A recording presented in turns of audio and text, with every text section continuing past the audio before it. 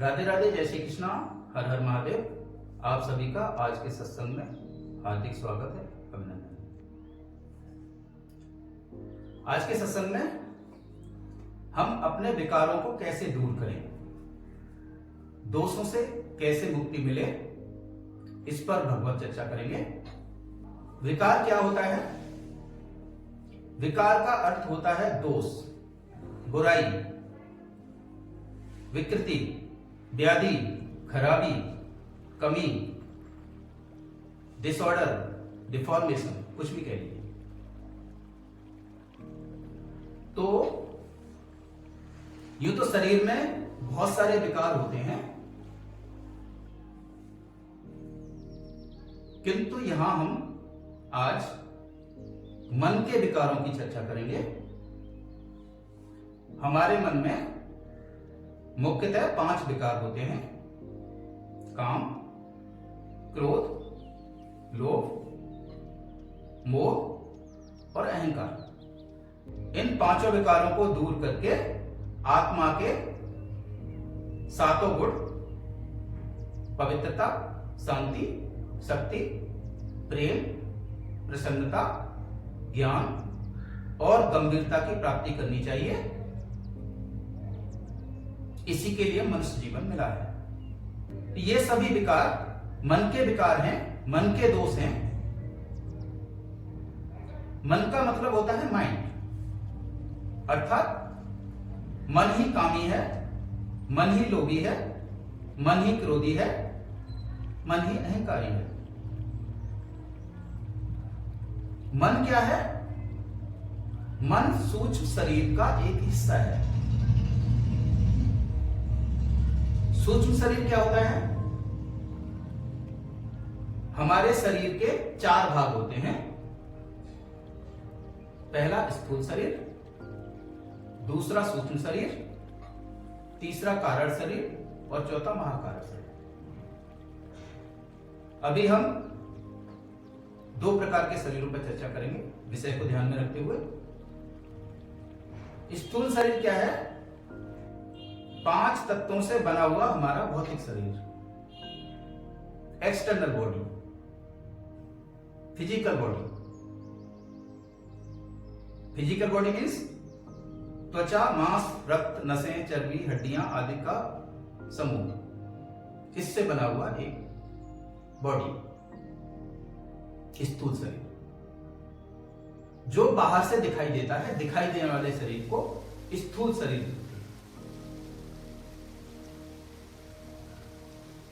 ऐसे मान लीजिए स्थूल शरीर एक यंत्र है, हार्डवेयर है। इस यंत्र को चलाने के लिए, इस हार्डवेयर को चलाने के लिए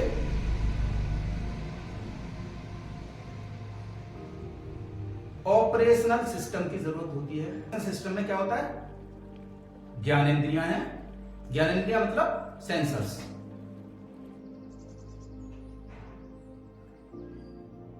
आंख, कान, नाक, जिह्वा, त्वचा, ज्ञानेंद्रियां हैं। और मन, बुद्धि, चित्त, अहंकार आदि हैं। तो सूक्ष्म शरीर में क्या हुआ? मन, बुद्धि, चित्त, अहंकार और ज्ञानेंद्रियां, इनको मिलाकर सूक्ष्म शरीर बना। मन क्या होता है? थोड़ा सा चर्चा कर लेते हैं। हमारा मन है विचार पटल, माइंड, जिसमें अनेक तरह के विचार आते हैं, जाते हैं। काम के विचार भी इसी पटल पर आते हैं, क्रोध के विचार भी इसी पटल पर आते हैं, लोभ के विचार भी इसी पटल पर आते हैं। सारे विचार मन के पटल पर आते जाते रहते हैं।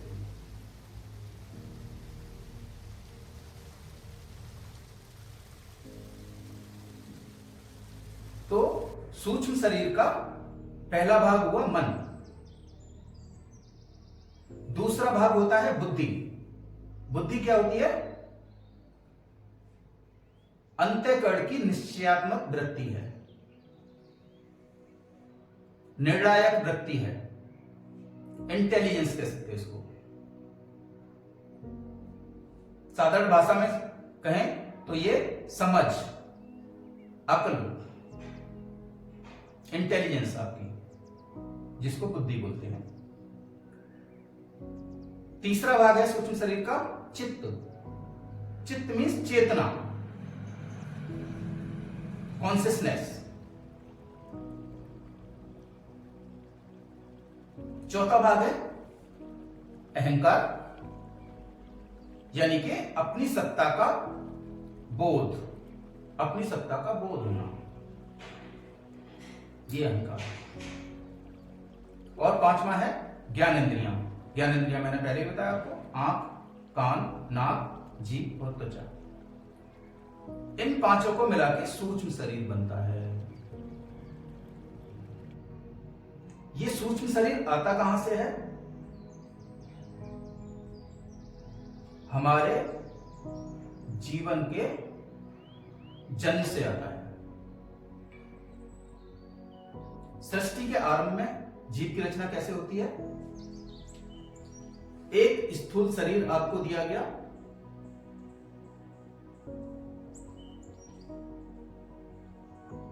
किसी भी जीव के शरीर में आप गए, चाहे वो मानव शरीर हो, चाहे वो किसी और जीव जंतु का शरीर हो,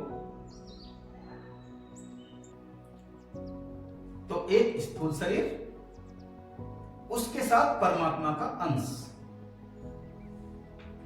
परमात्मा का अंश अर्थात आत्मा।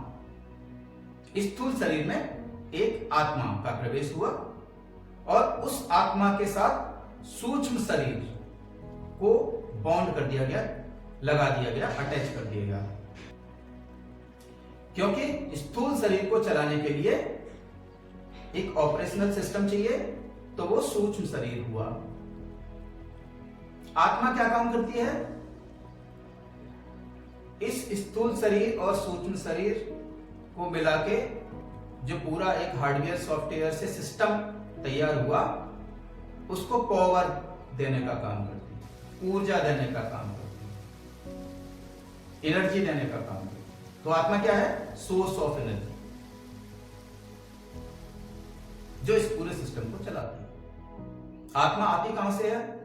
पावर हाउस से। पावर हाउस मीन्स गॉड, ईश्वर, परमेश्वर, परमात्मा, सृष्टि का रचयिता। वो अपना एक अंश, एक भाग जीव के अंदर आत्मा के रूप में प्रविष्ट कराते हैं, जिसके साथ सूक्ष्म शरीर रहता है। क्योंकि सूक्ष्म शरीर आपको नया मिलता है, तो उस सूक्ष्म शरीर में विद्यमान मन, बुद्धि, चित्त सभी दोष मुक्त होते हैं, नए होते हैं, निर्दोष होते हैं। उनमें कोई मलिनता नहीं होती, कोई मलिनता नहीं होती।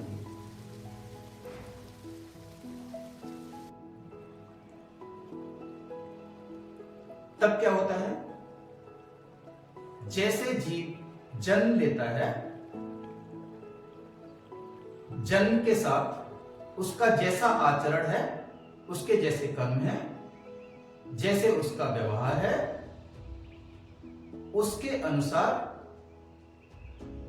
उसका मन,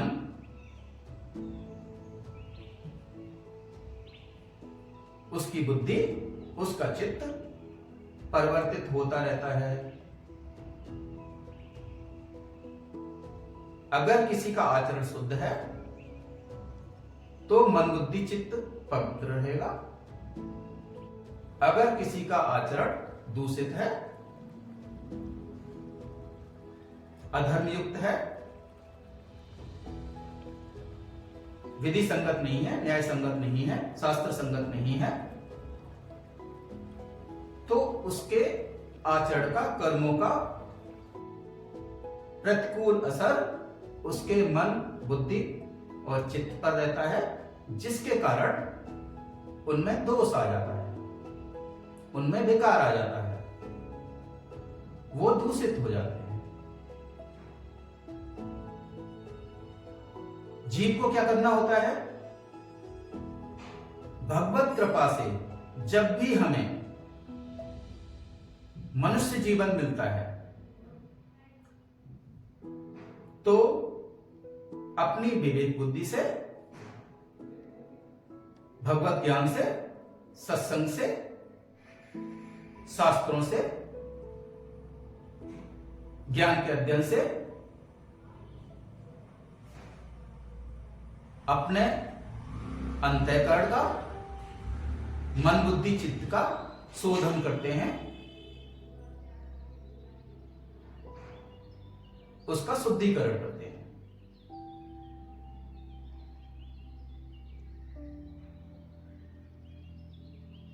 जैसे ही हमारा अंतःकरण, मन बुद्धि चित्त पवित्र होता है और हमारे पुराने कर्मों का बंधन, कर्मों का लेखा जोखा खत्म होता है,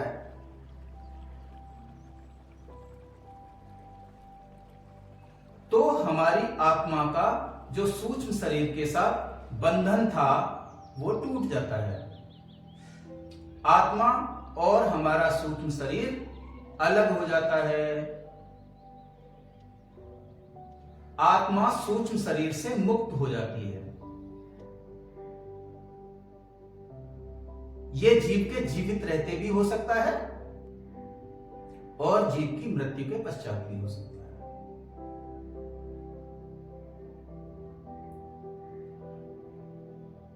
जैसे ही हमारा आत्मा और सूक्ष्म शरीर का संबंध विच्छेद होता है, हम आत्मभाव में ठहरने लगते हैं। हमें आत्मभाव का अनुभव होने लगता है। हम आत्मा के सभी सातों गुणों में स्थित हो जाते हैं। हमारे अंदर आत्मा के सातों गुण प्रकट हो जाते हैं। कौन कौन से सातों गुण? ये 7 गुण हैं। पवित्रता,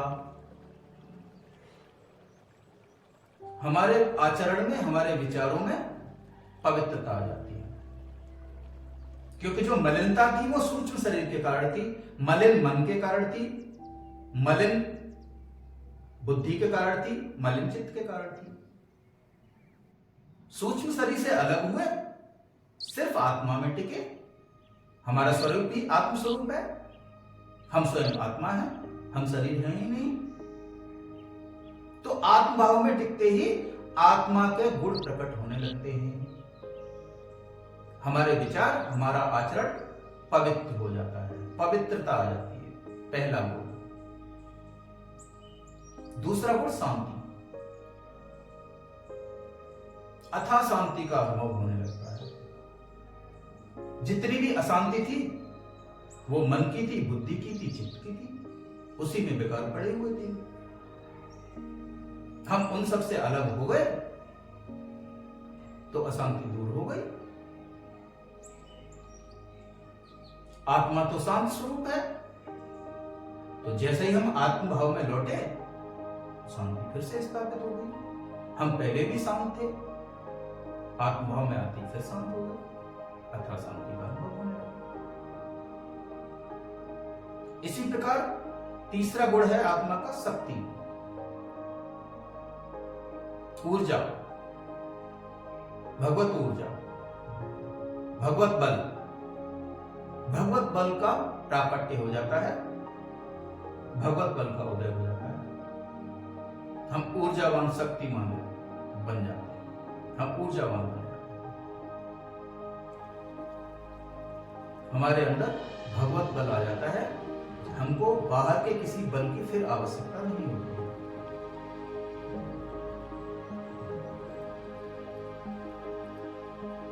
अगला है प्रेम। प्रेम प्रकट होने लगता है। आत्मभाव में स्थित महापुरुष के हृदय में सारी सृष्टि के लिए प्रेम जागृत होता है। प्रेम स्वरूप है आत्मा। प्रेम स्वरूप है, आत्मा भी प्रेम स्वरूप है। तो सृष्टि के हर जीव के लिए उसके हृदय में प्रेम प्रकाशित होता है। आत्म भाव में स्थित महापुरुष पूरी दुनिया को प्रेम बांटता है, वो प्रेम मांगता नहीं। जब तक हम आत्म भाव से विचलित हैं, दूर हैं, तभी तक हमें संसार से, दुनिया से प्रेम चाहिए। हम मांगते फिरते हैं कोई हमें प्रेम दे दे, कोई हमें प्रेम कर ले, कोई हमसे प्रेम नहीं करता। ये तभी तक होता है जब तक हम आत्म भाव में नहीं हैं, शरीर भाव में हैं, तभी तक ये है समस्या। जैसे ही आत्म भाव में लौटेंगे, आप प्रेम का अथाह सागर बन जाएंगे, दुनिया को प्रेम देने वाले बन जाएंगे। आपको किसी से प्रेम मांगना नहीं पड़ेगा। मांगना उसी को पड़ता है ना जिसके पास कुछ हो नहीं। भाई जिसके पास पैसा नहीं हो कोई तो भीख मांगेगा, कोई पैसा दे दे। ऐसे ही किसी के पास प्रेम नहीं है तो वो प्रेम मांगेगा, कोई मुझे प्रेम दे दे। लेकिन जिसके पास अथाह प्रेम हो, प्रेम का सागर बन जाए कोई, तो क्या वो कोई प्रेम मांगेगा? क्या वो ऐसा व्यक्ति, ऐसा मनुष्य किसी से प्रेम मांगेगा? दुनिया को प्रेम देगा, प्रेम बांटने वाला बन जाएगा वो। तो प्रेम प्रकट होने लगता है, प्रेम का सागर बन जाता है ऐसा आत्म स्थित पुरुष या मनुष्य। अगला होता है गुण प्रसन्नता, खुशी, हैप्पीनेस। प्रसन्नता आ जाती है, उसके मन में किसी तरह की खिन्नता रहती ही नहीं। प्रसन्नता, प्रसन्नता कैसे आती है? पूर्णता का अनुभव होने से। आत्म भाव में स्थित मनुष्य को पूर्णता का अनुभव होने लगता है। मैं अपने आप में परिपूर्ण हूं, मेरे में कोई कमी नहीं है, मेरे में अथाह शांति है, मेरे पास अथाह प्रेम है, मैं अपने आप में परिपूर्ण हूं, मैं आत्मस्वरूप हूं। तो जब मेरे में कोई कमी ही नहीं है तो मैं अप्रसन्न क्यों हूंगा, मैं दुखी क्यों हूंगा? मैं सदैव प्रसन्न हूंगा। इसी प्रकार अगला गुण है आत्मा का ज्ञान। ज्ञान स्वतः प्रकट होने लगता है। संसार में जितना ज्ञान है वो सब ईश्वर से आता है, परमेश्वर का ज्ञान है, परमात्मा का ज्ञान है। कोई भले ही कितनी भी डींगे हाथ ले कि मैंने इतने शास्त्र पढ़े हैं, मैंने इतने वेद पढ़े हैं, मैंने इतने पुराण पढ़े हैं, मैं इतना ज्ञानी हूं, ये सब मिथ्या है। कोई ज्ञानी नहीं है। जितना ज्ञान आता है वो सारा ज्ञान ईश्वर से आता है, ईश्वर का ज्ञान होता है।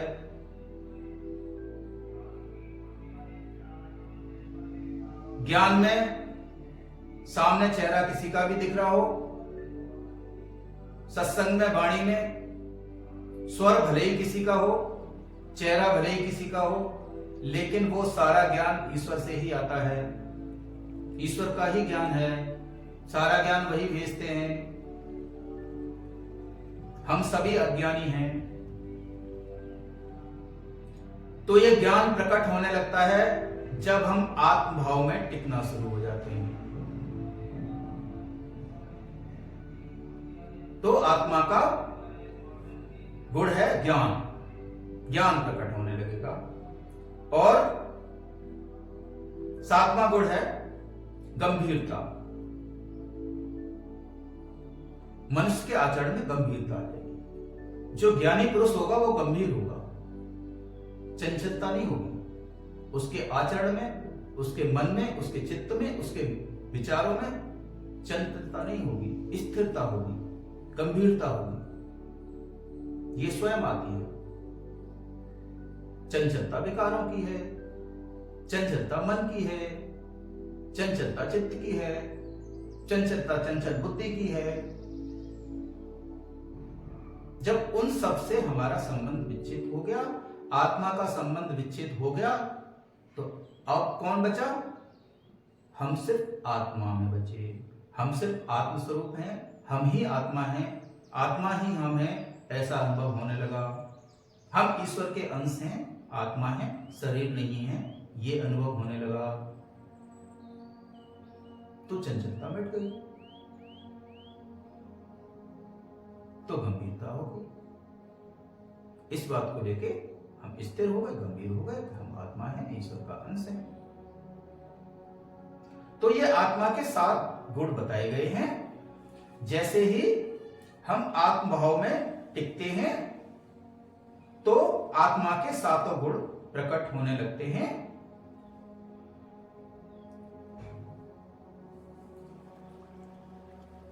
अर्थात अगर बीच में आत्मा उस सूक्ष्म शरीर से अलग हो जाए तो उसे मोक्ष कहते हैं, मुक्ति कहते हैं। आत्मा का शरीर से अलग होना, सूक्ष्म शरीर से, कर्म बंधन टूटने के बाद, कर्मों का लेखा जोखा खत्म होने के बाद आत्मा का सूक्ष्म शरीर से अलग होना ही मोक्ष है।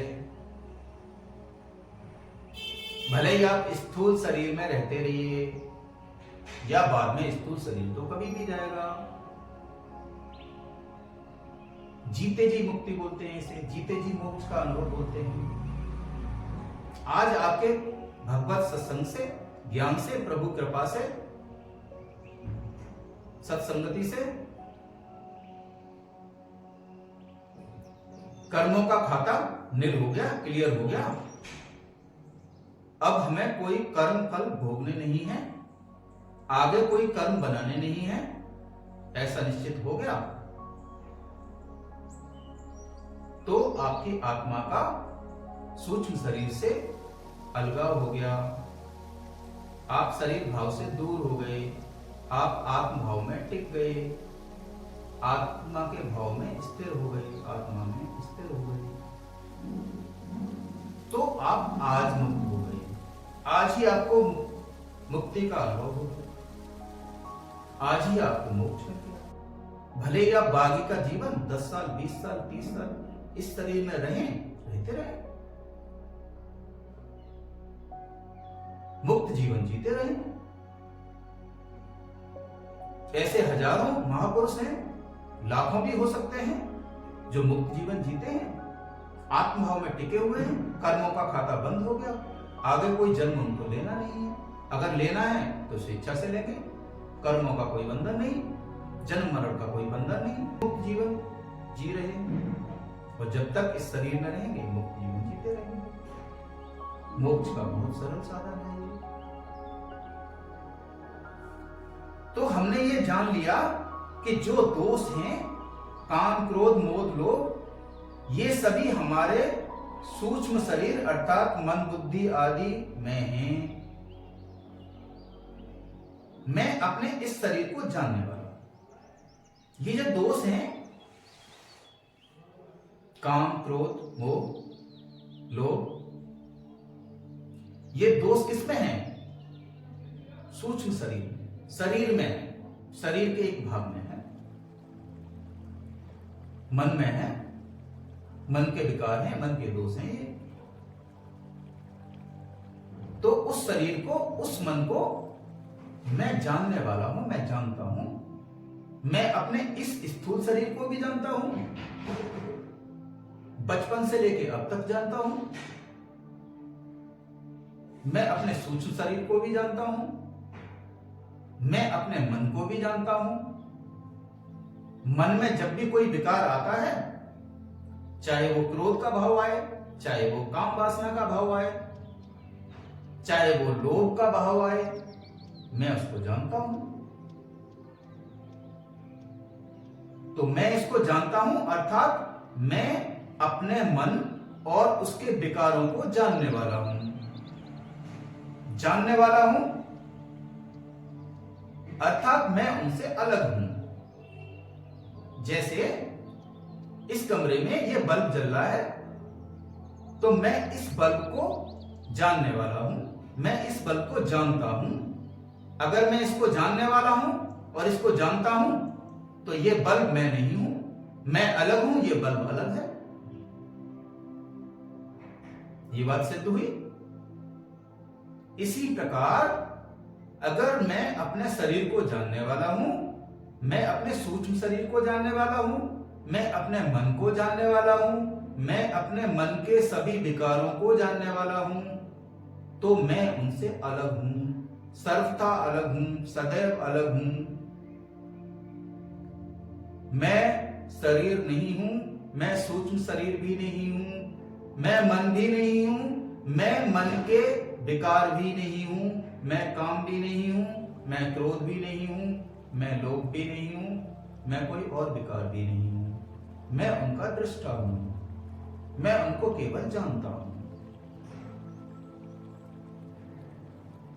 वो सारे विकार मेरे से अलग हैं। तो क्या होगा? मन में ऐसे विकार आते हैं और चले जाते हैं। मन के विकार आते रहते हैं, जाते रहते हैं। मन में क्रोध आया, चला गया थोड़ी देर में। मन में काम भावना आई, चली गई थोड़ी देर में। मन में लोभ आया, कोई चीज देखकर, कोई वस्तु देखकर, धन देखकर लोभ आया, थोड़ी देर में चला गया। अगर उन विकारों से, उन विचारों से मैं ना मिलूं, तो वो मेरा कुछ भी अहित नहीं कर पाएंगे। अगर क्रोध का विचार आए और मैं उस विचार से ना मिलूं, तो मन या मन का ये विचार, क्रोध का विचार मेरा कुछ भी अनिष्ट नहीं कर सकता। रास्ते में जा रहे हैं, रास्ता जाम है, जल्दी पहुंचना है, जिसके कारण रास्ता जाम है उस पर क्रोध आएगा। क्रोध पर प्रतिक्रिया करूं या ना करूं, ये मेरा फैसला है, ये मेरा निर्णय है।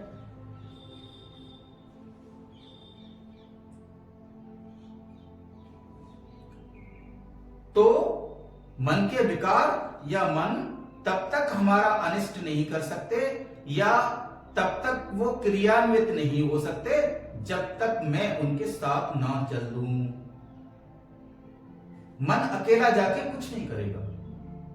क्रोध का भाव आए, क्रोध का विकार आए, और अगर मैं उसके साथ ना जाऊं, तो वो विकार आके सामने वाले को कोई हानि नहीं पहुंचा सकता। मन तो कहेगा कि ये क्रोधित कर रहा है, इसको उठा के पटक दो। मन मेरे को बोलेगा, क्रोध मेरे को बोलेगा।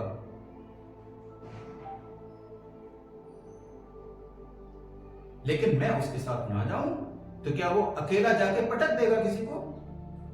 नहीं। मैं नहीं मिलता ऐसे विचारों से, मैं ऐसे विकारों से नहीं मिलता।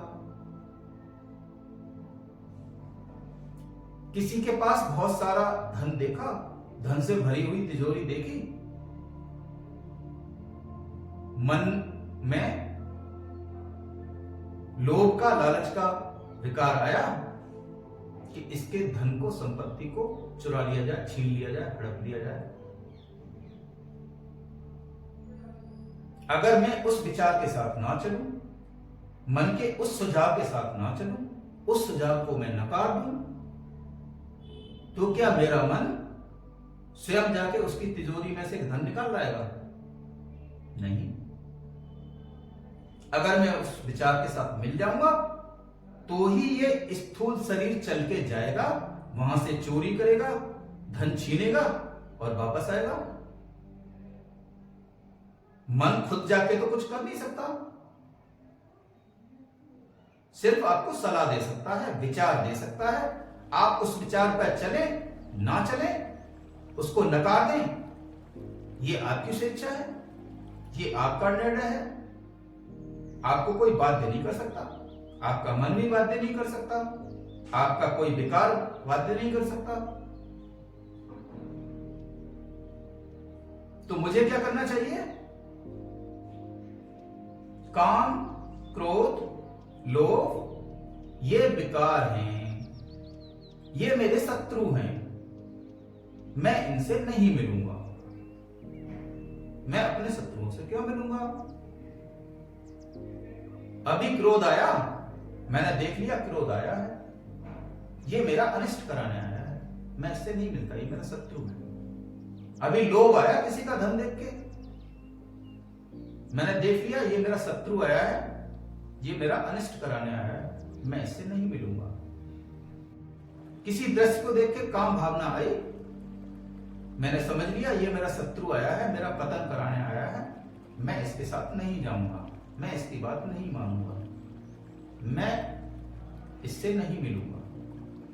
वापस कर दिए मैंने, मैं नहीं मिला तीनों में से किसी को भी। अगर आपके घर पे कोई अवगुणी मित्र आ जाए, गलत शौक करने वाला, तो आप क्या करते हैं? आप दरवाजे से ही मना कर देते हैं, बच्चों को बोल देते हैं भाई मना कर देना, घर पे नहीं है, चला गया वापस, आपका कोई नुकसान किया उसने? लेकिन आप उसके साथ चल देते तो आपको वही सब कराता जो खुद कर रहा है, इसी के लिए बुलाना है। आप बच गए।